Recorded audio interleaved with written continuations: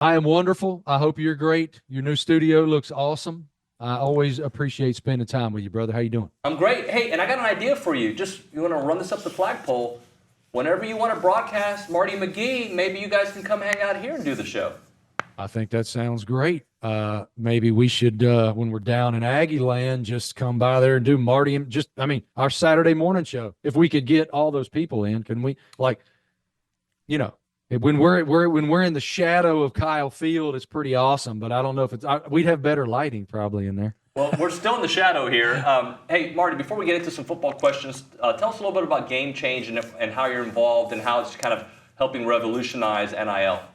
Yeah, I'll be quick. I appreciate you, brother, asking. Yeah, Game Change is a brand new initiative. You go to gogamechange.com. You input whatever credit or debit card you so choose. And then, you know how you go to the grocery store these days and they ask you, do you want to round up? Right.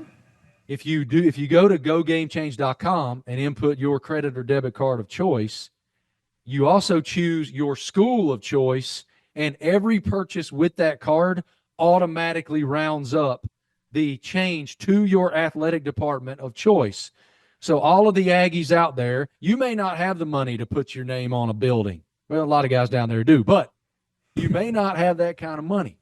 But you can do this. You can go to gogamechange.com, input your credit or debit card, and that money goes right to the athletic department overall, and then the athletic department chooses where they disperse that money. It is a charitable donation, so it is a write-off. And it's just a cool new way for people to support financially the teams and the initiatives that they love within their college passions. I like it, man. I like it. I'm glad you're involved and glad you're here with us here on the program. It's the first week for us, week one for college football. Just your thoughts on this A&M Notre Dame game. It's a heater, man. I mean, I love the fact that we were talking to Mike Elko at SEC Media Days. Ryan McGee and I were for our show when we have the blessing of sitting the coaches down. I didn't realize that he had never run out of the tunnel before, because as DC, he was always in a box. So this is going to be an amazing moment for him to run out of the tunnel with his guys in a new era that has so much promise for Texas A&M Aggie football against, it ain't even a marquee opponent. It's like the opponent. And then to close the season, reigniting a rivalry that it's ridiculous that rivalry was dormant for some time. But if I were you guys, man, I would be at a fever pitch, because I feel like you can feel the culture shift, which is very hard to do, from what happened with Jimbo to what is now happening under Coach Elko. And I would have very high expectations for this year's team. Now, the SEC is an SOB, buddy. It is. You look at the talent, you look at the depth of talent on these rosters, and you look at the schedules that depth of talent and these coaching staffs have to negotiate, and it ain't fair. But it's why it's the best league in the world. And I would, if I were you guys, man, I would be thrilled for the challenge ahead. Well, there's a lot of excitement, no doubt about it. And Aggies are always optimistic. I'm curious from your perspective, what do you think the prospects are of Mike Elko running out of that, or running back up that tunnel, having a successful debut as Texas A&M's coach? I think there's a good chance. Look, Notre Dame's going to be a good team. A lot of people really like what they have. They have a stud behind center in Riley Leonard, who Coach Elko obviously knows well. But I really like the roster that he has. He inherited a lot of talent despite the frustrations of the past couple years. And that starts with the quarterback position. You got a guy who has a lot of experience. And had he not gotten hurt last year, I don't know that we would have had the same narrative about last season. And so I think there's a really good chance that they beat Notre Dame. Marty, I think when you look at Notre Dame for different reasons, similar kind of situation, right? Underperformed. A&M much more underperformed than Notre Dame. But my point is, Yes. they have not reached that potential that they expected.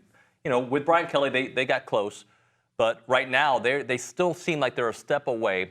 New wide receivers, quarterback coming into the program that's coming off an injury, a defense that's supposed to be one of the best in the country. I see a lot of similarities in this matchup. I do too, but I think that Leonard is a really good player, dude. What he did at Duke was special, and I mean, I don't know the last time, 1990 when Steve Spurrier was at Duke. I don't know the last time that they really had an offensive weapon and that kind of potency. So now he has really good weapons on the outside, a good offensive line. They always have a good offensive line at Notre Dame. And to your point, a great defense. So it's a formidable opponent. I do see the similarities you're talking about. It's going to be very physical. The trenches will win it. It's going to be loud. It's going to be emotional. And so how does Coach Elko get those guys as they get started? Like, you got to start fast. And so to have the emotional composure, to make sure that you do that, because that's hard to do when you're at home and on national television against a team that has that kind of tradition and pedigree. It's going to be all the juice. I mean, this is a serious matchup. Marty, with the time you spent with Mike Elko and the opportunities you've had to interview him and whatnot, what impression do you His get composure, about him? his even keel approach. He doesn't seem to ride a whole lot of emotional waves. He seems to have a great perspective on, a lot of guys say it. A lot of guys say, we're focused on the next play. He genuinely seems to be. And he has a culture that is no nonsense, no BS. You don't see a lot of prima donna stuff. And in a NIL era where guys, where money is so prevalent and so important, if you can be someone that Kirby Smart does this better than anybody, in my opinion. I think he's able to, in an era where guys' reassessment is how much you going to pay me versus how can you develop me. He's still able to promote G over everything in an amazing way. I talked to some of his players yesterday. I've been all over creation this week. I was in Baton Rouge, Louisiana with Brian Kelly and Mason Taylor Monday. I was in Athens with Carson Beck and Kirby all day yesterday. Had a 30-minute conversation with Billy Napier last night, because that's the game I have this weekend. And the ability to do that, to make sure that the culture and the expectation within that culture is upheld in this era, is a unique talent. And I see Mike having that talent, because he's just not – he doesn't seem beholden to it. Now, y'all got a lot of money down there, and as a result of that, he has a lot of financial resources at his disposal. That's a blessing. But when you get between the lines, that doesn't matter, man. Can you put a hat on a hat? Can you block, tackle, care, love, do? And that's what I see from him. Now, we'll see what happens on Saturday and moving forward, but he was able to do that at Duke. So I have high expectations for him, gentlemen. Marty, before I let you go, I woke up this morning to a story from Max Olson talking about the NCAA is proposing to eliminate the spring transfer window.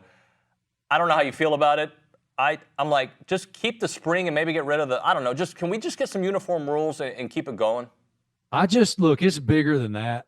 Like, it's just, right now, there has to be some uniformity that is established across the country that gives everybody the same parameters in which to work, and everybody will be happy. Because right now, man, there's so much recruiting. There's so much portaling. There's so much money infusion, and that's fine. But, like, what do you think's going to happen now that there's going to be revenue sharing at the player level? Okay, let's have that discussion quickly. I think, okay, cool. I think that the players deserve that. But I also believe within that, Maybe it's time for players to sign 3-year contracts with the university where, okay, cool, you're going to get this money now, but you're going to be held to different, more stringent standards where if you decide to jump in that portal and just bounce, there's going to be a buyout from the school you choose, or you're going to have to give money back to a collective, something along those lines. But I don't know. I'm just like, I just want to see some uniformity. Marty, you're the best, man. Love talking to you on the show. Are you going to be in town this weekend, or what's your assignment this weekend? I have Miami at Florida. That's why I have those helmets behind me right now. There we go. That game is as important a game as there is in the country, just like yours is. You got two coaches who not only need special seasons, they need a win on Saturday. So it's got a lot of juice. We appreciate you, man. And the website is gogamechange.com to sign up and get that started.